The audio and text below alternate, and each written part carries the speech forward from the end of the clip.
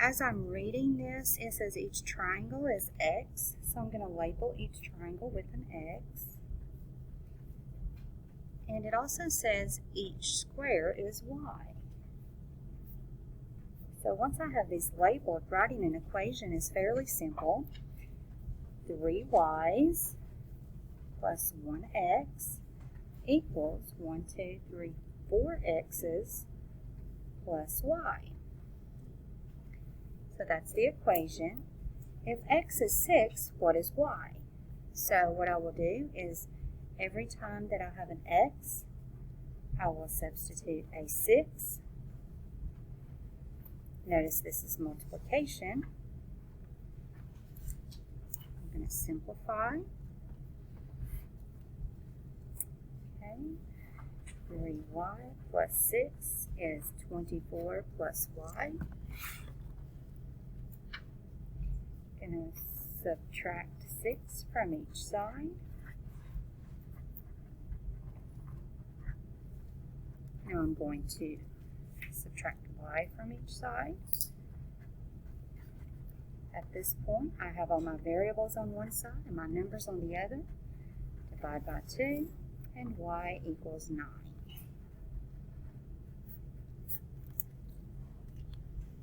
If I wanted to check that, I could just substitute 9 in place of y and see if that works out to the same thing on each side.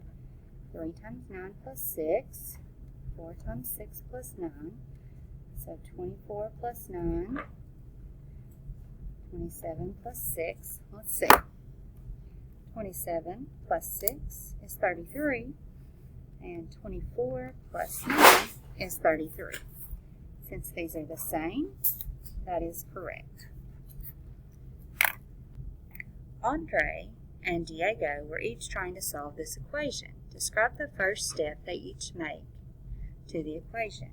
So Andre ended up with this.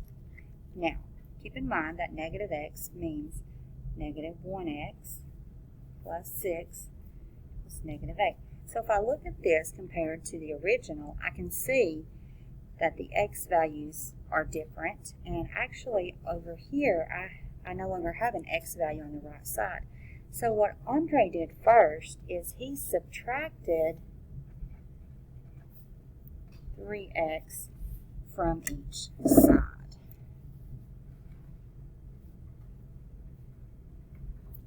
And then I'm going to work out. Here's the original.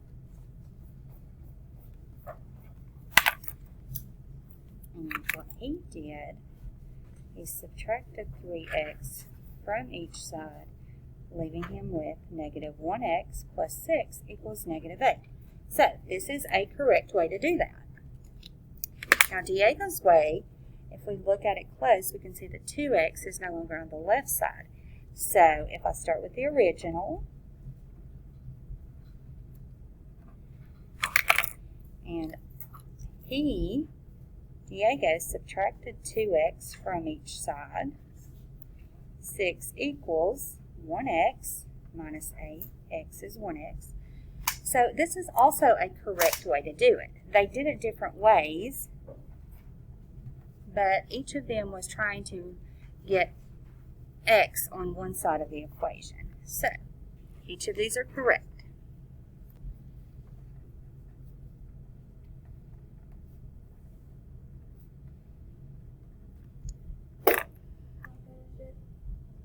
Okay, so for the next question, what you're going to be looking at is what is happening from this equation to turn it into this equation.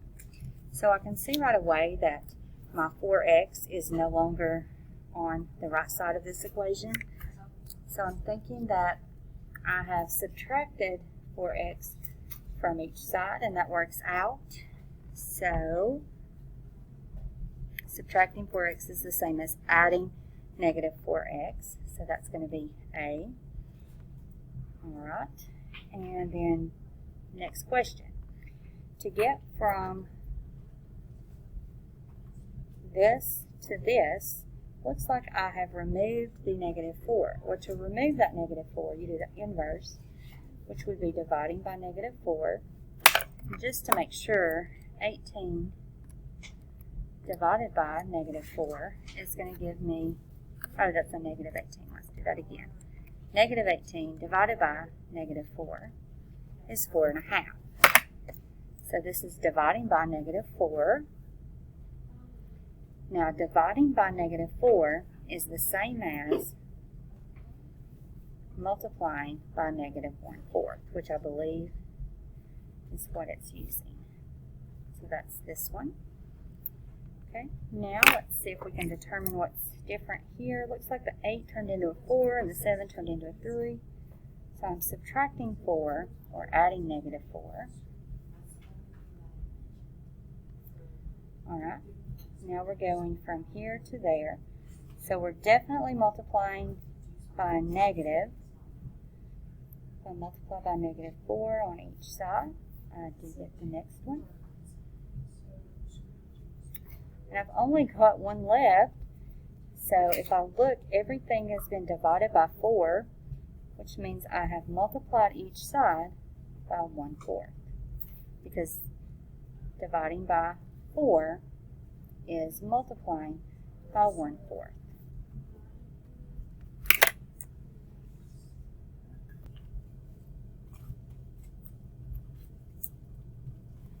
Okay, so if I'm looking from this step to this one, I can see it looks like everything has been divided by 2 to get to the second equation.